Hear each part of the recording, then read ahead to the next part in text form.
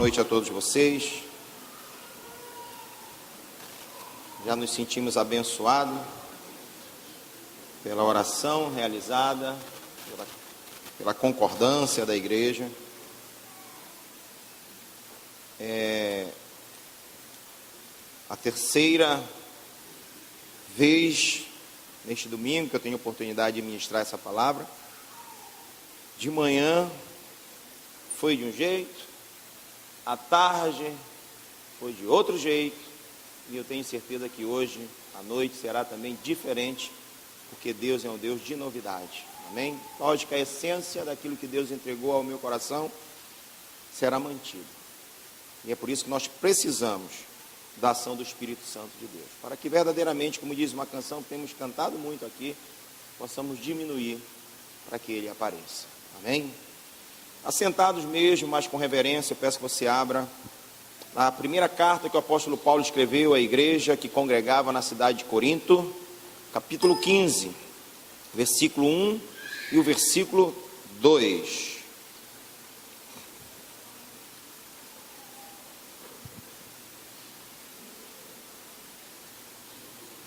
Já começa diferente porque pela manhã e pela tarde e noite eu não citei o tema da ministração. Eu vou citar para vocês, porque eu coloquei um tema. Tem um tema as ministrações. Só o Evangelho basta. É o tema da ministração. Amém? Então já começou diferente. Não me pergunte por que eu não mencionei de manhã, nem por que eu não mencionei à tarde. Porque eu li agora e disse, eu não falei de manhã nem à tarde. Mas é só o Evangelho basta. Amém? Encontraram? Irmãos, começa dizendo assim: venho lembrar-vos o evangelho que vos anunciei, o qual recebestes e no qual ainda perseverais, por ele também sois salvos, se retiverdes a palavra tal como vô-la preguei, a menos que tenhais crido em vão. Preste atenção. Não permita que a sua mente vá passear lá fora, porque às vezes um detalhe faz com que você não tenha, na verdade, o link para poder entender o que nós queremos dizer. Mas quando nós estudamos a história da igreja primitiva, e essa igreja primitiva, na verdade, é a igreja que começou a se organizar nos moldes do qual nós conhecemos hoje, porque entendo eu que desde o início de todas as coisas, porque Deus é eterno, já tinha no coração dele o desejo de uma igreja, e na existência de Deus essa igreja sempre existiu. Mas a partir do momento em que Cristo esteve na terra e separou alguns homens, delegando a eles funções específicas de poderem serem boas testemunhas do evangelho que ele estava vos ensinando, ali a igreja ela começou então a se organizar. Jesus, enquanto presente no meio dessa igreja que estava sendo construída, ele já pôde então mostrar para os seus discípulos que as coisas não seriam fáceis, mas que o segredo do sucesso estava em confiar nele. No mundo tereis aflições, mas tem de bom ânimo, eu venci o mundo, amém? E a perseguição começou, Jesus foi perseguido, Jesus já foi morto, porque na verdade ele foi contra líderes religiosos, ele foi contra políticos da época. É lógico que esses meios naturais estavam sendo, na verdade, instrumentos de Deus para a realização de algo sobrenatural. E a partir daquele momento então a igreja ela passou de fato a experimentar uma grande perseguição. E essas perseguições, elas foram manifestadas de diversas formas. Por exemplo, uma das primeiras perseguições que a história relata foi com o imperador Nero. Nero perseguiu a igreja, decidiu tacar fogo em Roma, ficou curtindo, cantando lá uma música, um pagode. De repente, parece que caiu assim um pouco que o juízo que ele tinha perdido. Cara, eu fiz uma coisa grave. Sabe de uma coisa? Eu vou culpar os cristãos. Culpa deles, eles tacaram fogo em Roma. E aí começou uma grande perseguição a partir daquele momento. Após Nero vieram outros imperadores e de diversas formas a igreja ela foi perseguida. Mas entenda algo, amados, entenda algo, por favor. Em todos os momentos de perseguição, Deus sempre usou homens e mulheres compromissados com o evangelho verdade. Amém? O evangelho genuíno. Homens e mulheres compromissados com o evangelho genuíno, eles irão enfrentar essas dificuldades crendo que os sofrimentos desse tempo são incomparáveis com a gloriosa manifestação da presença de Deus que a igreja vai gozar para todo sempre. Amém? Então sempre foi assim e será assim, não vai mudar. É interessante que também a igreja, por alguns momentos, ela sofreu perseguições na área política, através de leis, isso já aconteceu. E a história nos conta que num determinado momento, um imperador chamado Constantino disse ter tido uma visão, eu não vou entrar no detalhe se é verdade ou não, mas a história que conta isso, e ele então entendeu que aquela visão vinha da parte de Deus, e para confirmar se era de Deus ou não, ele disse: se eu vencer a batalha de amanhã, eu me tornarei um cristão. E ele venceu, se tornou um cristão. E o que foi que aconteceu? Lógico que toda a sua liderança, para não perder, eu vou usar aqui algo bem comum, para não perder a mamata, decidiu seguir o imperador Constantino. Ou seja, o negócio está bom, o homem virou cristão, a mãe dele já era, eu vou também aqui me escorar nisso aí. Mas preste atenção que homens se tornaram cristãos sem convicção alguma, apenas porque um líder disse ser cristão, decidiu ser cristão, e uma grande parte da sua liderança seguiu esse caminho sem convicção alguma. Para piorar, as conquistas posteriores, elas também exigiam que aquele povo que tinha sido vencido naquela batalha tinha que se tornar cristão na marra. Mais pessoas sem convicção alguma.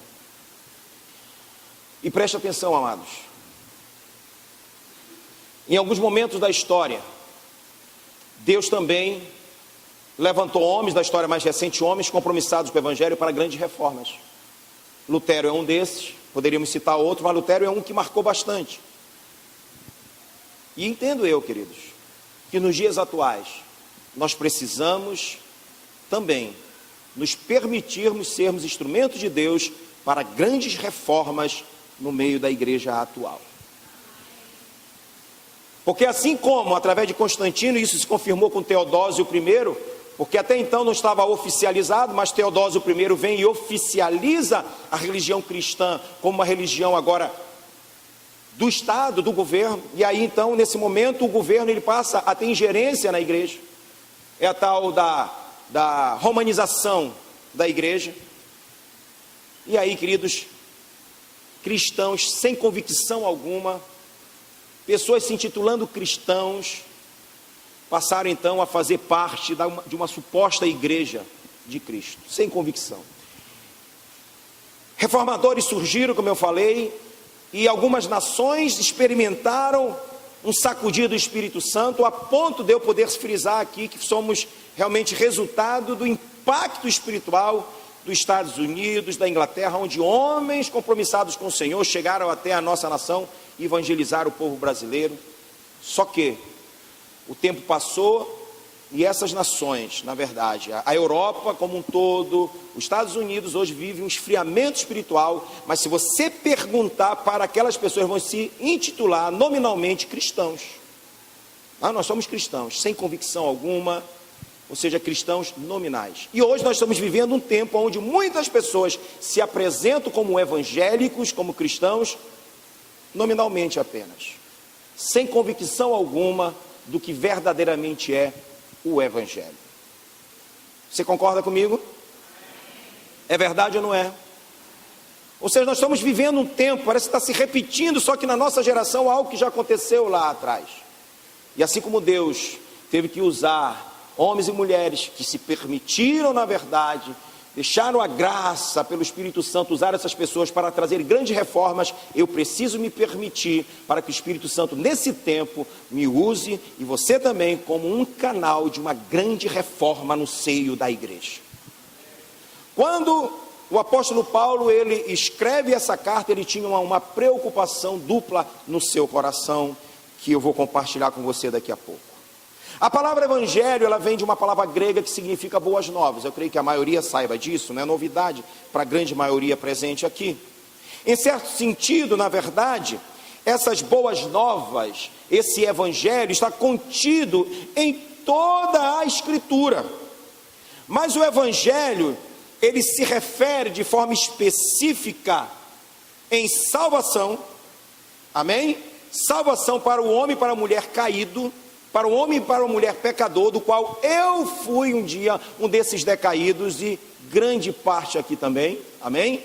Então, a essência, o que é específico nesse evangelho é exatamente a salvação conquistada por mim e por você, nós que estávamos caídos, nós que estávamos perdidos, e isso aconteceu através da vida, aconteceu através da morte e aconteceu através da ressurreição de Jesus Cristo, o Filho de Deus. Essa é a essência maior dos ensinos do evangelho, amém? Não pode o homem experimentar a vida eterna se ele não tiver esse entendimento. Isso faz parte do verdadeiro evangelho. Os temas essenciais que compõem o núcleo desse evangelho, amada igreja, são a justiça de Deus, a depravação radical do homem, ou seja, a justiça de Deus tem que ser mostrada, a consciência tem que ser levada ao ser humano de que ele é pecador, de que ele está longe de Deus. Se algo não acontecer na vida dele, está fadado ao fracasso. Isso precisa ser evidenciado. Nós precisamos mostrar também que a expiação pelo sangue de Cristo proporcionou e ainda proporciona, porque o sangue de Cristo continua tendo o mesmo valor para redimir o pecador. Isso não mudou. Isso precisa ser enfatizado. Nós precisamos mostrar que a natureza da verdadeira conversão, ela tem que ser baseada no evangelho verdade. Jesus disse: eu sou o caminho, a verdade e a vida, ninguém vem ao Pai a não ser por mim. Não existe outro caminho, nem homem algum pode fornecer outro caminho que não seja esse. Pode até oferecer, como muitos estão fazendo, mas é um caminho que leva ao engano e à morte. Essa é a mensagem, essa é a essência bíblica, e eu tenho que concordar com os meus próprios pensamentos, e creio que você vai concordar com o meu pensamento, que essas verdades estão ausentes de muitos púlpitos, de muitas igrejas. Sim ou não? Sim. Sim, é verdade. Hoje se mostra, na verdade, um evangelho onde o Cristo que foi na cruz e que morreu pelos meus pecados serve única e exclusivamente para me trazer bem-estar para essa vida. Essa não é a essência do evangelho verdadeiro. Esse é um evangelho inferior que tem sido apresentado, infelizmente, por muitas igrejas. As igrejas têm reduzido a mensagem genuína do evangelho em afirmações de credos e de dogmas, onde é mais importante medir a saia do que a vida verdadeiramente diante do altar de Deus, onde se mede uma espiritualidade pela camisa ser manga comprida ou manga curta, onde se mede uma espiritualidade pelo um cabelo, onde se mede uma espiritualidade pelo sábado, pelo domingo, pela segunda. Esse é um evangelho que não é genuíno, esse é um evangelho inferior. Isso leva pessoas ao engano. E eu preciso, como Igreja Batista Missionária, eu vou trazer a responsabilidade para mim, para você como Igreja Batista Missionária da Amazônia, que às vezes nós adotamos um critério que é importante, que não deve ser esquecido. Aí você é inteligente para acompanhar o meu raciocínio. Por exemplo, após uma ministração, e eu vou fazer isso hoje, nós vamos dar oportunidade para as pessoas que estão aqui, que ainda não entregaram a sua vida a Jesus, a se manifestarem com a sua mãozinha erguida, para que diga: eu quero aceitar Jesus Cristo. Essa pessoa vai ser trazida aqui, nós faremos uma oração, e possivelmente a oração da confissão. Isso deve ser feito agora, preste atenção, amado. Não significa que levantar a mão e repetir uma oração de confissão garanta a vida eterna para ninguém. Isso pode ser só parte de um dogma ou de um credo. O que garante a vida eterna para alguém é o seu envolvimento, é a sua vida diária, é o seu comprometimento com o Deus dessa palavra e com a palavra desse Deus verdadeiro. E às vezes essas convicções humanas, às vezes quando isso não é muito bem explicado, isso pode gerar no coração dessa pessoa uma falsa segurança. E é por isso que algumas pessoas dizem, salvo para sempre, agora eu posso fazer o que quiser da minha vida, porque eu estou salvo mesmo, o meu nome está escrito no livro da vida. Eu conheço pessoas que pensam assim, porque não foi lhe explicado o evangelho verdade. Explicaram para ela, mostraram para ela um evangelho inferior, de facilidade, e o evangelho de Jesus continua sendo radical. Radical. Quer queira você ou não, o evangelho é radical. Quando a Bíblia diz que quem mentia não minta mais, é você então mudar o teu comportamento. Se você era um mentiroso, você não deve mais mentir. Não tem o evangelho dizendo que você mentia muito, minta de vez em quando, só que não tem problema. O evangelho diz que você não deve mais mentir. O evangelho é radical.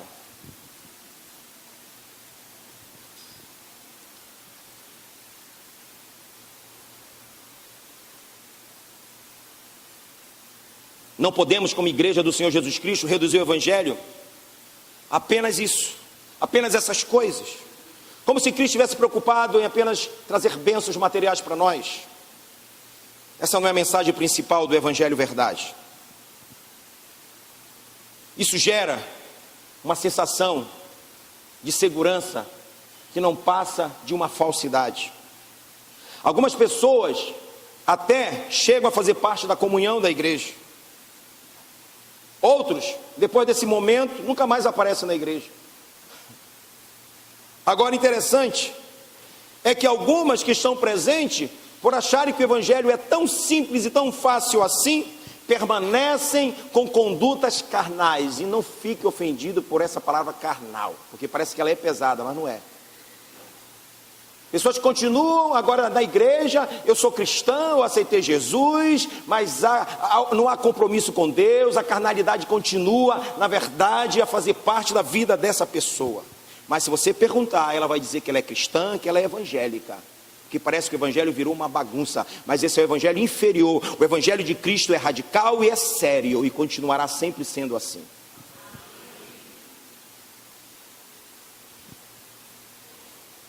Pessoas que professam tal qual como as nações que eu citei, se você perguntar lá, não, eu sou cristão, mas são pessoas que pelas suas obras têm negado ao Senhor. Se dizem cristãs, mas as suas obras não condizem com essa verdade. E o apóstolo Paulo, quando ele escreve essa carta, ele tem duas preocupações.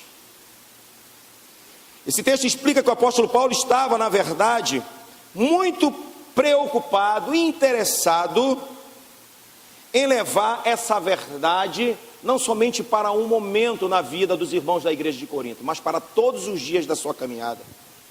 Paulo havia pregado o evangelho para esses irmãos.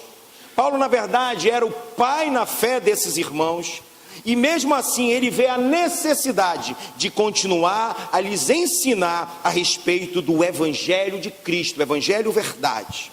Não apenas para lembrá-los, na verdade, dos seus ingredientes essenciais, como eu mencionei aqui alguns, mas para que eles também pudessem, através desse momento da conversão, entenderem que essa jornada requer descobrimento, requer uma abrangência maior, requer inteireza de coração para conhecer os intermináveis segredos de Deus para a vida da sua igreja. Você está entendendo?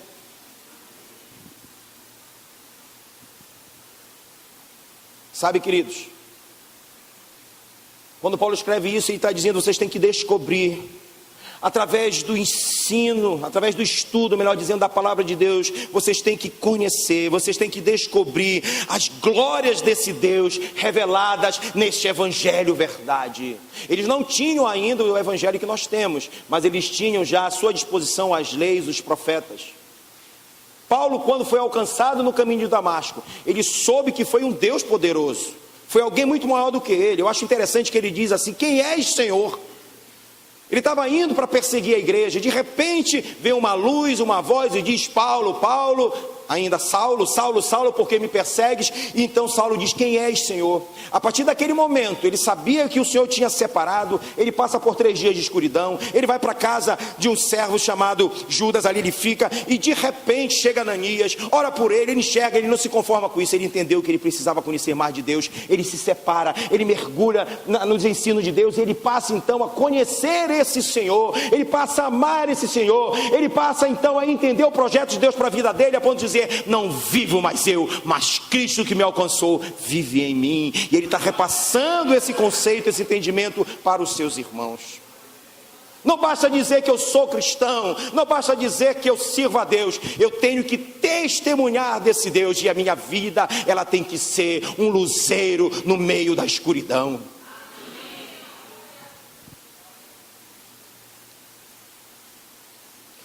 Com a verdadeira pregação do Evangelho, homens e mulheres se achegam a Deus, se entregam ao Senhor, sem precisar de entretenimentos evangelísticos. Quando o Evangelho genuíno é pregado, homens e mulheres de Deus não necessitam então de atividades especiais, ou de promessas, ou de benefícios, além daquilo que a Bíblia diz. Porque existem bênçãos para nós nessa terra, mas aí nós entendemos que essas coisas são superficiais, são supérfluas, não tem tanto valor quando comparado àquilo que Jesus prometeu na eternidade para nós. O Evangelho inferior inverte esse valor, coloca Cristo como aquele que sofreu para trazer bem-estar para essa vida. E aí quando você fala de morte para essas pessoas, eles têm horror à morte. Bate no madeiro, meu Deus, não, morte não. Eu vou contar uma história. Se o Senhor me permitir, um dia eu quero escrever um livro que diz que nós temos que ter filhos, plantar uma árvore e escrever um livro para que a nossa jornada esteja completa.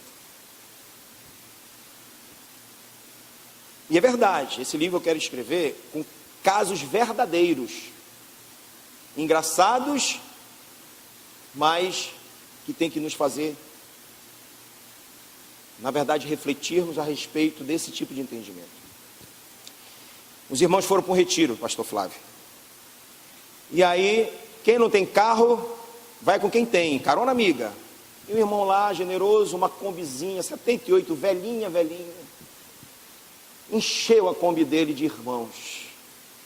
E aí eles vão para o retiro. Retiro espiritual. Uau! Encontro com Deus. E aí o irmão vai, depois tem um caminhão na frente dele, ele querendo ultrapassar, eu vou ultrapassar, e aquele negócio de vai e vem, quem dirige sabe, né? Olha para cá e vem para trás. Ontem eu estava nessa. E de repente ele criou coragem, acho que dá, ele pum, a combizinha dele. Só que de repente vem um carro no sentido contrário. Não tinha mais como voltar. Acelerava e o bicho parece que não andava. E aquela agonia dentro da Kombi, de repente o irmão conseguiu ultrapassar aquele caminhão e quando ele entrou para sua mão, a outro carro, e ele deu aquele suspiro e disse: irmãos, quase que agora todos nós iríamos para a glória. E de repente uma irmã aflita grita: irmão, não fala uma desgraça dessa. É engraçado, mas tem gente que tem medo da morte. Se diz cristão, se diz servo de Deus, mas tem medo da morte. Jesus diz no capítulo 15 de 1 Coríntios: onde estás, ó morte, cadê o teu aguilhão? A Bíblia diz que quem crer em Cristo, ainda que morra, viverá. Nós temos a vida eterna. Ter medo da morte para quê? Mas existem pessoas que estão tão firmadas em esperanças terrenas que eles têm pavor de morte. Este não é o evangelho verdadeiro. Esse é o evangelho inferior que tem sido ensinado a tantas pessoas.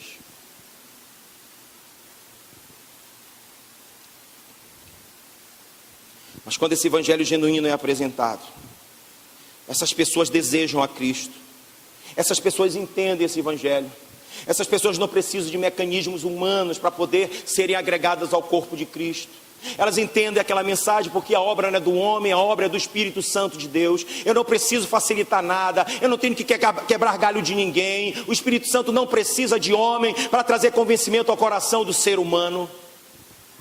A minha missão é apenas pregar o evangelho verdade, genuíno, que a obra é do Senhor. Uns plantam, outros regam, mas o crescimento é o Senhor que dá. Quando a igreja ela proclama esse evangelho genuíno, Essas pessoas se achegam a Cristo, elas se tornam famintas por Cristo, pela verdade da Bíblia. Elas querem oferecer uma adoração sincera, elas não esperam, estão ansiosas, uma oportunidade para servirem ao Senhor. Mas quando o contrário é feito, quando o evangelho inferior ele é oferecido às pessoas, o evangelho quebra galho, o evangelho dá o jeitinho, na verdade, existirão poucas pessoas interessadas em terem compromissos genuínos com o Deus dessa palavra. E a igreja passa a criar um grande problema para ela. E o grande problema é que, a partir desse momento, outros eventos terão que ser realizados, outros tipos de entretenimento, para que o irmão não se perca, para que o irmão não se desvie. O irmão saiu, cadê ele? Traz de volta, inventa outra coisa, ele daqui a pouco se afasta de novo, e inventa outra coisa. Vai ser um fardo para a igreja, porque a conversão não chega de forma genuína, através de um evangelho inferior. A conversão genuína, ela entra no coração do homem, através da pregação genuína do evangelho do Deus Todo-Poderoso, porque o evangelho é loucura para os que perecem, mas para aqueles que estão sendo salvos, é poder de Deus. É poder de Deus.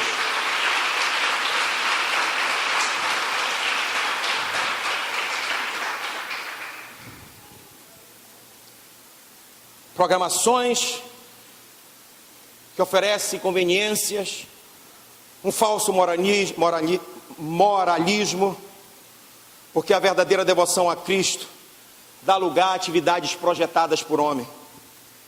Eu não conheço nenhum relato bíblico onde o evangelho foi pregado e algumas facilidades foram colocadas, algum quebra-galho, algum tipo de entretenimento. Eu não conheço. Pelo contrário, o apóstolo Paulo disse: eu poderia usar o poder da persuasão, porque eu tenho. Eu sei falar bonito, eu posso dar o 171 em muita gente, trazer elas para a igreja, enganar essas pessoas, mas eu abro mão de tudo isso, porque o meu compromisso é com o evangelho de Cristo. Eu quero pregar Cristo e Cristo crucificado, que é loucura para esses que não entendem, mas para mim que conheço, é o poder de Deus que transformou a minha vida, e eu tenho compromisso com esse Deus todos os dias da minha vida, porque não é morte, porque eu não tenho medo dela, não é vida, porque essa vida não pertence mais a mim, não é anjos nem principados, nem coisas do presente, nem do porvir, nem a altura, nem coisa alguma poderá me afastar do amor de Deus que está manifestado em Cristo Jesus, do qual esse evangelho fala.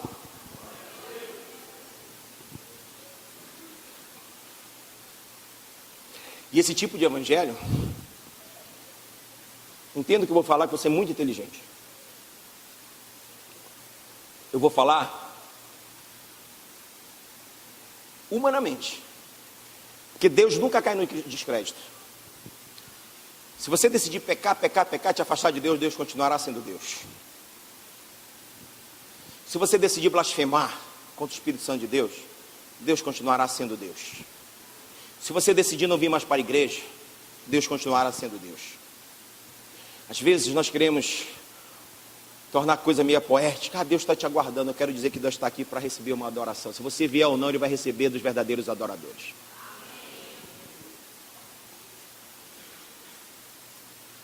Mas humanamente falando, esse tipo de evangelho, humanamente falando, entenda, tem trazido descrédito para Deus. Porque não é um evangelho mais radical, é um evangelho muito parecido com as coisas do mundo. O comportamento dessas pessoas que se dizem evangélicas se assemelha muito com as pessoas do mundo. Não há mais diferença para uma grande maioria dessas pessoas que se dizem evangélicas. E é por isso que você já ouviu, se não ouviu vai ouvir, se já ouviu vai ouvir tantas outras vezes, para ser crente, igual aquele, eu fico aqui do jeito que eu estou.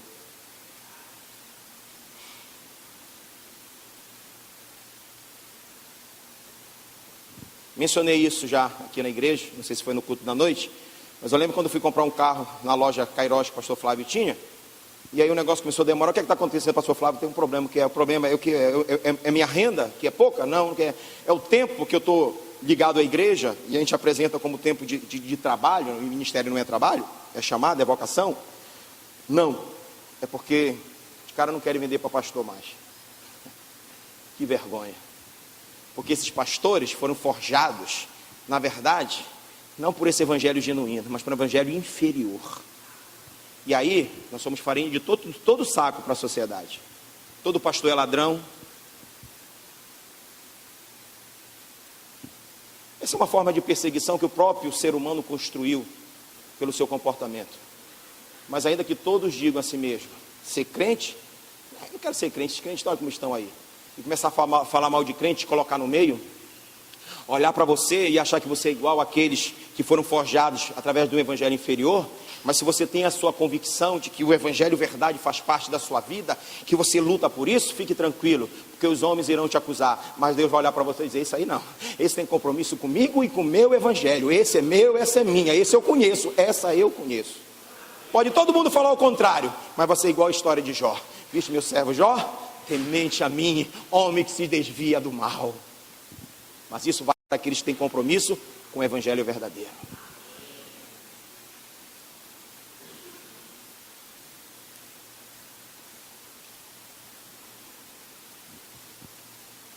Esse tipo de evangelho de facilidades inferior traz descrédito ao nome de Deus pela proclamação de um evangelho medíocre, onde os carnais e os não convertidos se achegam à comunhão da igreja e se intitulam cristãos também. Nós estamos aqui. E o que é pior ainda, que graças ou quase a totalidade da negligência e da falta de disciplina para com essas pessoas, disciplinas que tem que estar pautada na palavra, no evangelho genuíno, verdade, essas pessoas sentem-se livres, permitidas para fazer o que quiserem sem reprovação dentro da igreja, e alguns ainda ganham como premiação cargos dentro do corpo de Cristo. Você entende o que eu estou falando? Mas quem tem compromisso com o evangelho, verdade, querido, meu amado, é Deus que te conhece, é Deus que te respalda. Por isso, se você falava para um jovem hoje de manhã, se você tem convicção do teu chamado, fique tranquilo, que na hora certa, não vai ser homem não, é Deus que vai te pensar do meio da igreja e vai te exaltar, porque se Ele chamou, Ele vai confirmar esse chamado, porque quem tem compromisso com o evangelho genuíno, tem compromisso com o Senhor do evangelho, e o Senhor do evangelho tem compromisso com essa alma, com essa vida também.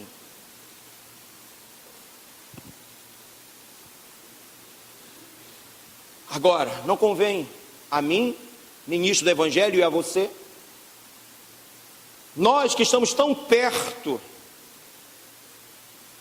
do evangelho verdade, que vivemos esse evangelho, que nos esforçamos, que lutamos para nos mantermos firmes diante de tantas perseguições, porque as perseguições do nosso tempo hoje, querido, estão se apresentando à igreja do Senhor através das leis. E quem foi forjado no evangelho inferior, mano, não tem nada a ver. Como ele gosta disso, não tem nada a ver. Não tem nada a ver.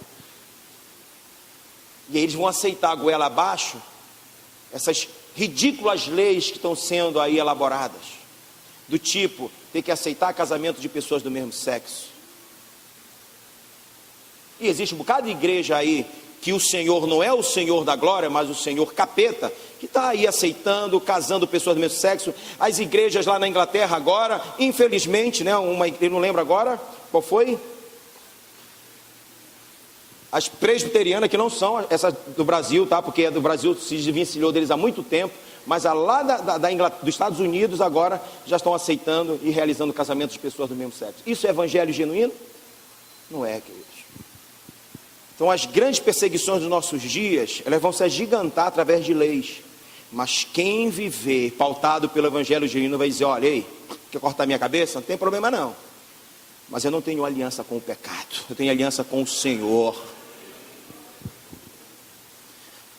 Estamos aqui agora e tem pessoas dando a sua vida pelo evangelho genuíno.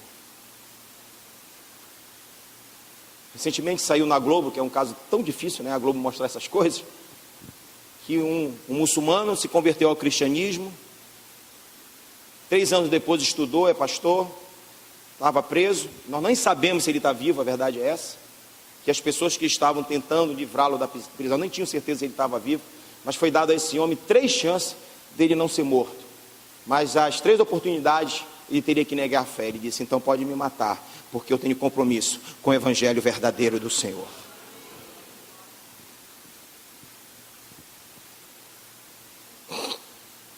Sabe, amados, nós temos compromisso com o Senhor do evangelho e com o seu evangelho. E nós não podemos ficar de braços cruzados. Nós não podemos permitir que o evangelho genuíno ele seja mascarado ou ofuscado pelo evangelho inferior. Essa é uma responsabilidade nossa.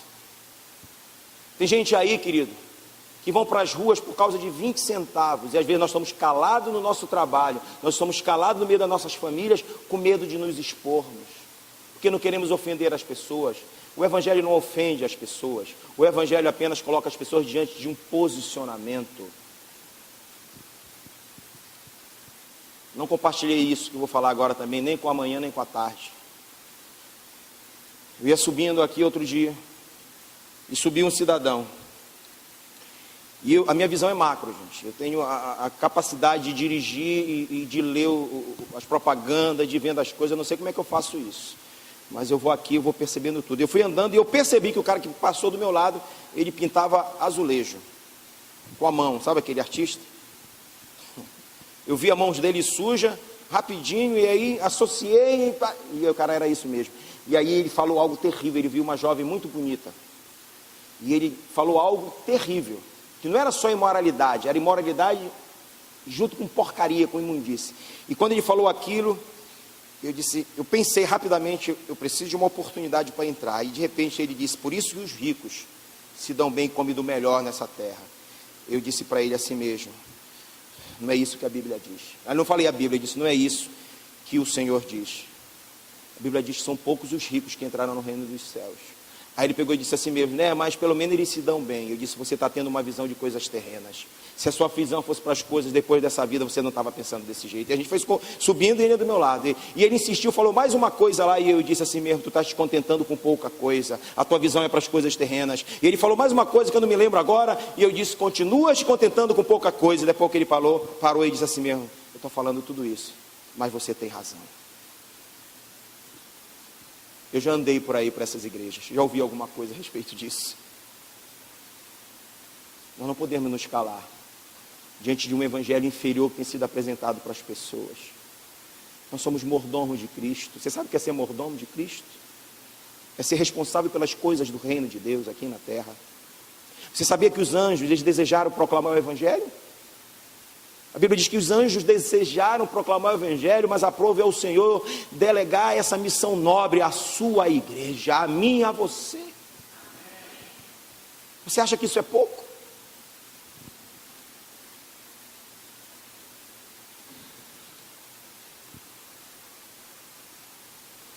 E sabe o que é mais triste, amados? Que existe um outro tema que pouco se ouve nas igrejas da modernidade. É a respeito da volta de Jesus. E Jesus vai voltar. Quando? Não sei. E se alguém falar que sabe, está ficando louco. Porque perguntaram para Jesus e ele disse, olha, eu não sei quando isso vai acontecer, só o Pai sabe. Mas ele prometeu que vai voltar. E o Senhor, ele não é homem para que minta, nem filho do homem para que se arrependa. Aquilo que o Senhor promete, ele cumpre. Jesus prometeu isso aos seus discípulos quando questionado por eles, quando perguntados por ele a respeito da sua volta. E ele disse que regressaria de novo.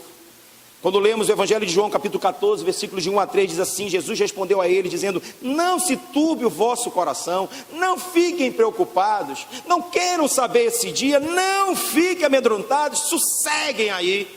Não se turbe vosso coração, crede em Deus, crede também em mim. Na casa de meu pai há muitas moradas. Se não fosse assim, eu não vou teria dito, vou preparar-vos lugar. E onde eu for e vos preparar lugar, virei outra vez, vos tomarei para mim mesmo, para que onde eu estiver, vós estejais também comigo. Ele vai voltar para buscar a sua igreja, mas a igreja que tem compromisso com o evangelho verdadeiro.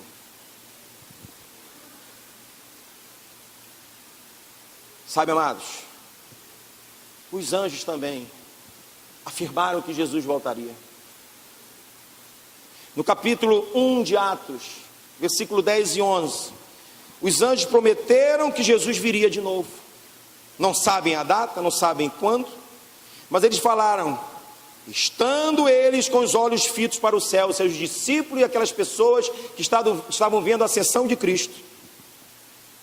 Enquanto ele subia, eis que junto deles apareceram 2 varões vestidos de branco, os quais lhe disseram: varões galileus, por que ficais olhando para o céu? Esse Jesus, que dentre vós foi levado para o céu, há de vir assim como para o céu o vistes ele ir. Jesus vai voltar, amado. Agora, qual é o evangelho que eu tenho procurado seguir?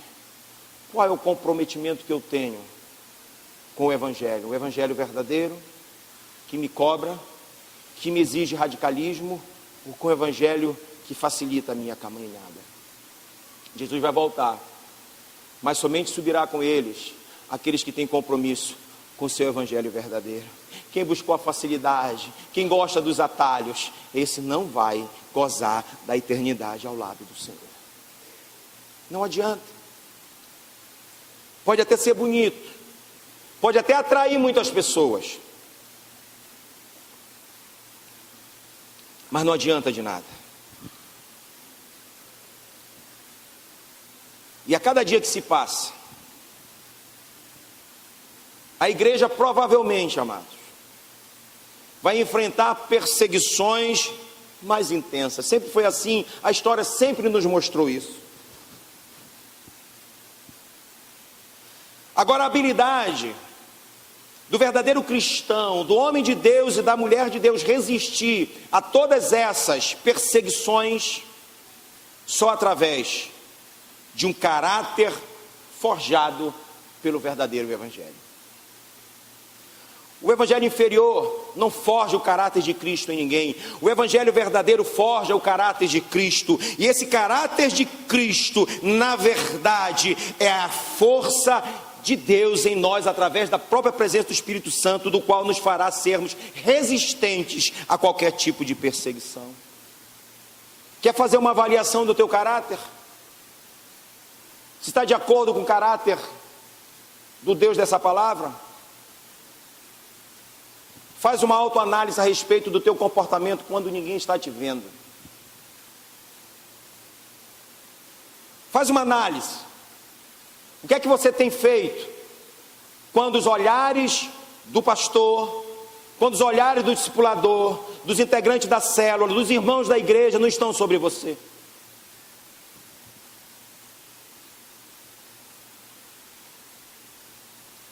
O nosso caráter está relacionado a esse comportamento que temos quando ninguém está nos vendo. Por outro lado, a nossa reputação diz respeito à nossa conduta e como essa conduta é vista e percebida pelas pessoas que estão à nossa volta. Agora, o caráter de um homem de Deus e de uma mulher de Deus, ele não pode estar desassociado, na verdade, do seu compromisso com a sua reputação também. Certa vez eu estava conversando com um líder e ele disse assim: eu não posso estar preocupado com o que vão pensar de mim. Eu disse: pois deveria. Pois deveria.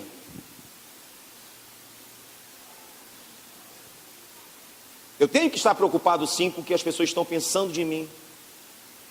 Jesus fez essa pergunta aos seus discípulos: o que as pessoas pensam a meu respeito?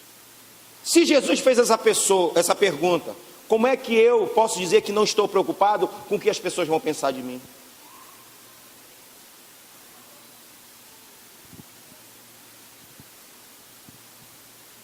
Boa conduta sem caráter é hipocrisia diante de Deus. Ninguém está me vendo, tenho boa conduta. Na calada da noite, meu caráter é zero. Mas ninguém sabe o que eu faço, mas Deus está vendo.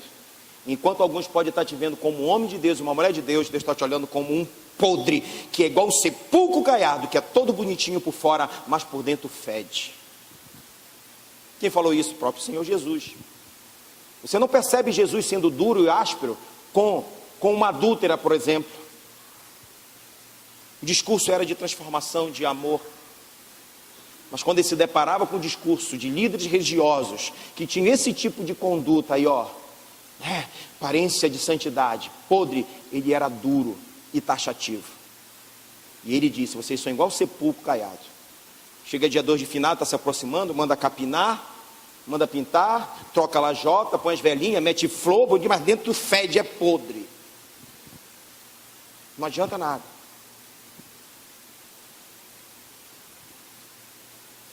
E a palavra de Deus, ela faz uma observação, ela faz uma referência a igrejas que podem estar vivendo assim.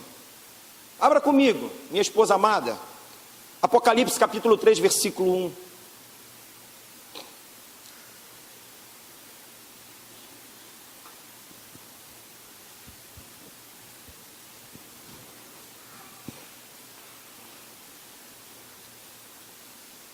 Está na tela aí, ó. Ao anjo da igreja em Sardes escreve. Você escreve ao pastor dessa igreja, lá de Sardes. Estas coisas diz aquele que tem os 7 Espíritos de Deus e as 7 estrelas. Quem está dizendo é o Senhor. Conheço as tuas obras, que tens nome de que vives, mas estás morto. O evangelho inferior gera uma aparência de vida, mas na verdade o que aguarda essa pessoa é a morte. O evangelho genuíno diz: quem crê em mim, ainda que morra, viverá. O caráter cristão, o caráter forjado pelo evangelho genuíno, isso é o que vai nos ajudar a resistirmos às perseguições, às tentações, às afrontas, ao pecado que todos os dias bate à nossa porta, porque temos compromisso com esse Senhor. Não fomos forjados por mecanismos humanos, pelo evangelho de facilidade. Peço que a igreja se coloque de pé em nome de Jesus. E abra comigo a palavra de Deus em 2 Timóteo capítulo 1, versículo 13 e 14.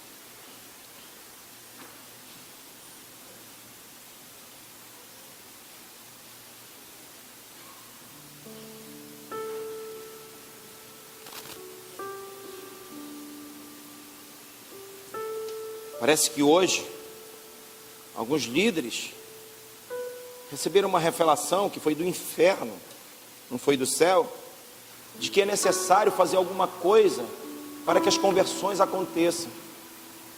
Parece que no século 21 o Espírito Santo de Deus não age mais. Aí parece que tem que ajudar. Aí começa a falar: não, se ele é adolescente a gente tem que fazer algo assim, porque senão ele não está na igreja. Se for jovem a gente faz algo assim, se não for. Se for senhor, senhora, tem que fazer. Não, querido, a igreja tem só compromisso com a palavra de Deus, só com o evangelho, só isso, só isso, só isso e só isso. Só isso. Você vai fazer com que pessoas cheguem ao corpo de Cristo de formas sólidas.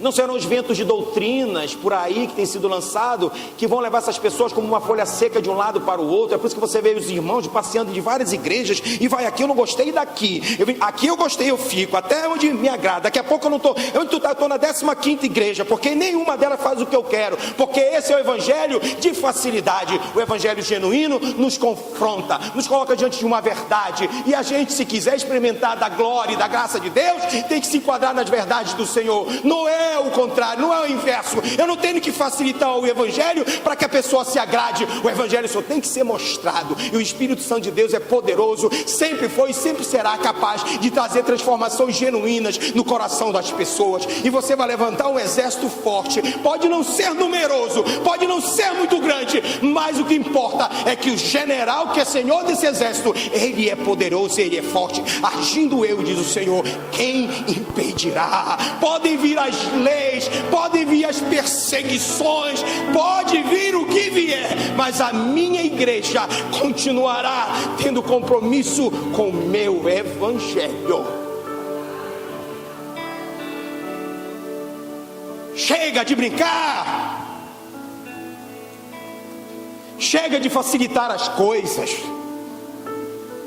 Não existe um evangelho para adolescente e um evangelho para adulto. Não existe um evangelho para criança. O evangelho, ele é o mesmo. O Senhor não separou livrinho de criança. Ele só tem que ser ensinado numa linguagem correta, dependendo da faixa etária. Mas a verdade é a mesma. A verdade é a mesma.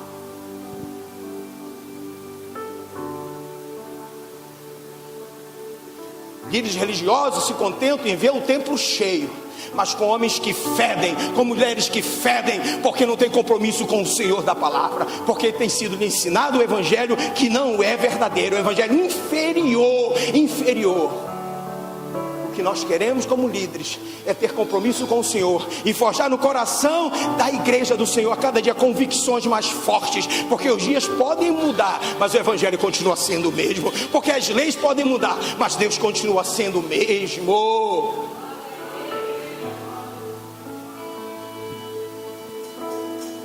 Não adianta ficar inventando as coisas.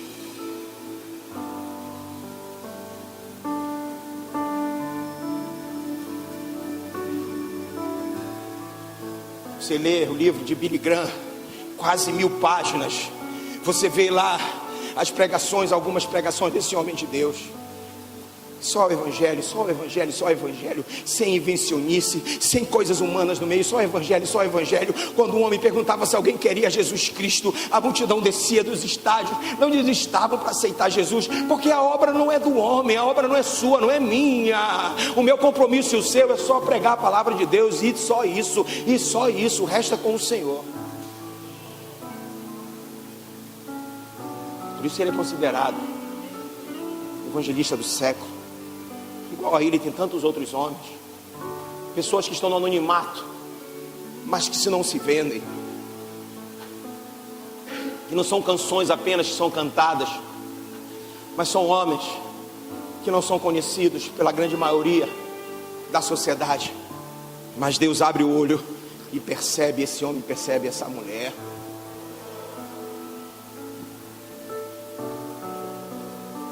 Existe uma qualidade, existe um padrão para o homem de Deus e para uma mulher de Deus. No tempo de Copa se falou tanto em padrão FIFA, qualidade FIFA, estádios lindos, nada contra a Copa, nada falando nada disso, mas são estádios belíssimos, que a partir do momento em que o último torcedor sai, ele fica lá sozinho e vazio. Mas o homem de Deus e a mulher de Deus, que tem um padrão do céu, aonde ele anda ele atrai, aonde ele anda ele reflete a glória do Senhor.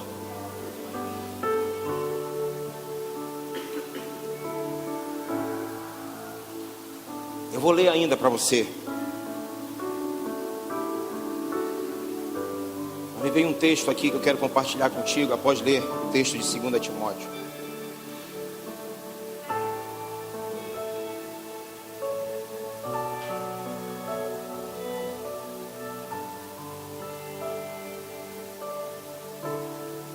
Segundo Timóteo diz assim, olha o padrão do homem de Deus e da mulher de Deus, está aqui, mantenha o padrão das sãs palavras que de mim ouviste com fé e com amor que está em Cristo Jesus. Guarda, olha o padrão, guarda o bom depósito mediante o Espírito Santo que habita em nós. Paulo escreveu dizendo, olha gente, a caminhada continua. Eu preguei para vocês, olha, eu preguei o evangelho, esse evangelho trouxe conversão a vocês. Mantém aí, olha, estuda mais. Sabe, no evangelho que é inferior, no evangelho da facilidade, a gente vê as pessoas hoje que chegam para a igreja, nem Bíblia trazem. Um crente não pode vir para a igreja sem a Bíblia. Eu não estou falando da Bíblia de papel não, que eu também não sou tão arcaico assim. Nem que seja no teu celular, mas você tem que saber usar a Bíblia, você tem que conhecer a palavra de Deus.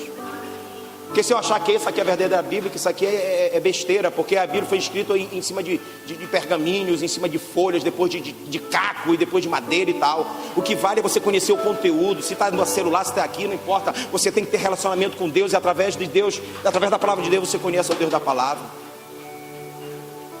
É inadmissível um crente passar a semana e inventar 1001 desculpas dizendo que não teve tempo para meditar. Que papo furado é esse? Tu quer ir para o céu sem compromisso?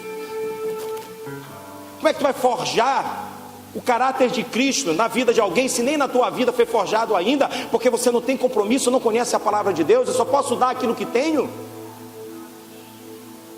Vai na EMO para tentar doar sangue, ele vai fazer um monte de pergunta. Se você não se enquadrar em uma daquelas perguntas, você volta para casa e não doa sangue, porque tem que estar perfeito para doar sangue. Até dormir bem, tem que dormir bem. E como é que eu vou me titular um cristão, um evangélico, se passa a semana eu não leio a palavra de Deus? Que evangelho é esse? Eu vi um vídeo essa semana, eu não sei se tem como puxar minha esposa aí, me perdoe se eu passar do tempo. Interessante que eu só passo do tempo no último culto, eu estou mais cansado, mas parece que o negócio funciona mais. Chineses recebendo sua primeira Bíblia. Se você encontrar, coloque para a gente ver. Isso não passei de manhã nem à tarde. Deus faz tudo diferente. Nós temos a palavra de Deus à nossa disposição. De Deus à nossa disposição. Tem que criar um outro adjetivo para a palavra de Deus, porque dizer que é livro, não, livro é tio Patinha, livro são os outros grandes autores, isso é livro, mas isso aqui não é livro, isso é do céu, mas não tem um adjetivo para a gente usar, e a gente usa que é livro, mas não é livro, não sei o que é isso aqui, mas isso aqui é a palavra de Deus, isso aqui é a palavra de Deus. É uma negligência, mas Deus vai apertar o cerco. Vai, porque a igreja cresce quando o negócio é apertado. A história nos mostra isso.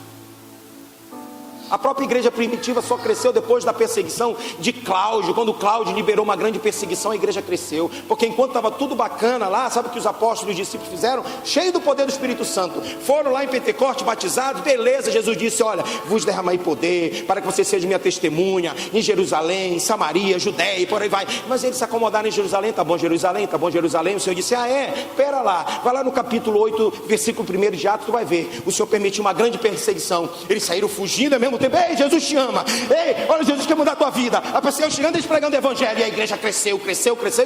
E isso vai acontecer de novo, porque a história nos mostra que sempre foi assim. Está acomodado, uma hora Deus vai apertar. Eu não estou dizendo que uma perseguição de lei, de repente tu vai ficar desempregado, tu vai ficar doente, tu vai lembrar de orar, tu vai lembrar de ler a palavra de Deus, e você vai ficar forte, aquela dor não vai te incomodar, o desemprego não vai te desesperar, porque é o relacionamento com Deus que está acima de todas essas coisas. Você precisa experimentar isso. Você precisa experimentar isso. Que crente nós somos. Que crente nós somos. Precisamos manter o padrão da sã doutrina, da sã palavra de Deus. Acabar com esse negócio, adolescente. Dizer, não, eu ainda sou adolescente. Eu sou adolescente, é diferente. Se Jesus voltar amanhã, ele não quer saber a tua idade, ele quer saber se tu está preparado. As pessoas não vão para o céu pela faixa etária. Eu sou jovem ainda, eu tenho que curtir. Seja jovem, seja feliz. Porque quem está com Cristo é feliz, mas é responsável. Está no meio da galera, vai fazer tudo errado, mas você não tem compromisso com o erro, você tem compromisso com Deus. E às vezes os pais ainda apoiam os erros dos filhos, dizendo, mas ele é jovem, porque ele é jovem. Nada, querido, ensina o teu jovem, ensina o teu adolescente, ensina o teu filho a ser de Deus.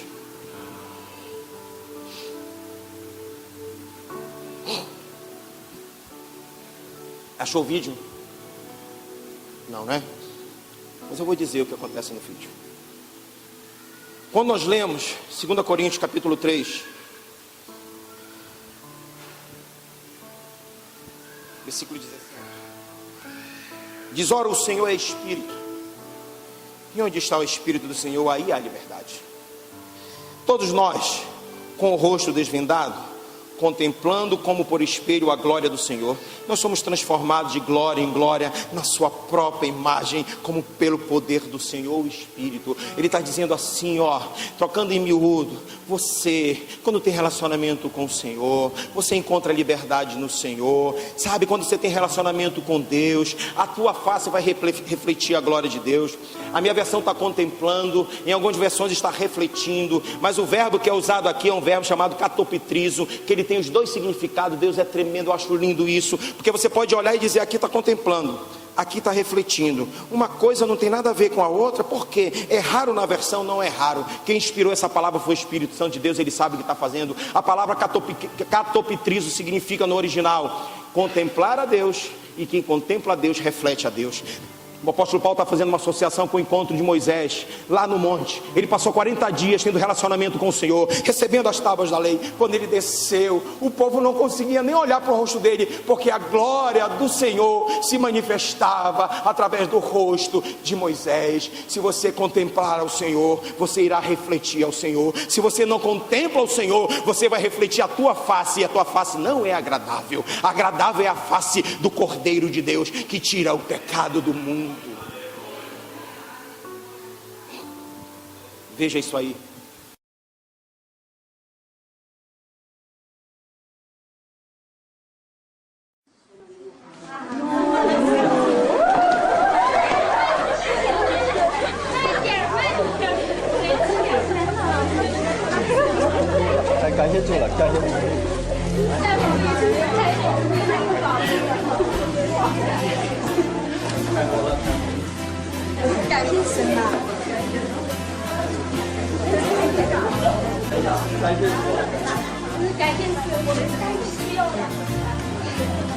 当我看到这本书，或者看到了那些帮助我们的基督徒，他们的血很厉害，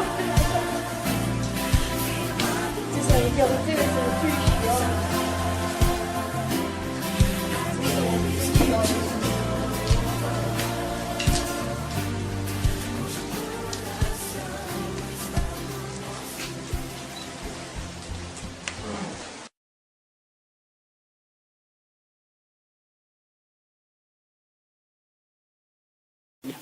Você leu essa semana?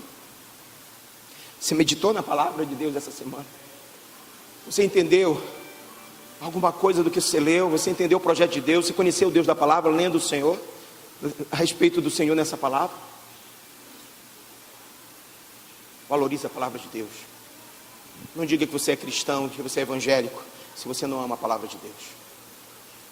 Não diga que você ama a Deus, se você não tem relacionamento com Ele. Pede perdão e te conserta, porque o Senhor disse que quem me ama verdadeiramente guarda os meus mandamentos, e eu só posso guardar aquilo que tenho. Se eu não tenho conhecimento, eu não tenho como guardar. Todos nós somos mordomos do Senhor. Todos nós temos responsabilidade com a mensagem desse evangelho. Nós que somos a igreja de Deus, nós que somos a igreja de Jesus, nós temos compromisso com esse evangelho genuíno. Por meio do poder do Espírito Santo, Deus tem nos convocado a guardar esse tesouro que a nós foi confiado, para que sejamos bons mordomos do Senhor. Devemos concentrar o nosso foco nessa palavra, devemos investir nosso tempo para aprender de Deus através da sua palavra. Precisamos concentrar esforço para entender as verdades do Evangelho de Cristo para a minha vida. Porque se eu fizer isso, se eu me comprometer, se eu proteger esse evangelho, não somente eu estarei trazendo o benefício da salvação para a minha vida, como serei um instrumento de Deus para alcançar muitas outras vidas para o reino do Senhor. E não te preocupa, não invente nada, não se preocupe com o mecanismo. Não esteja preocupado com as estratégias humanas. Tenha compromisso com o evangelho verdadeiro, porque só o evangelho, ele basta. Só ele basta. Fecha teus olhos, eu quero orar por você.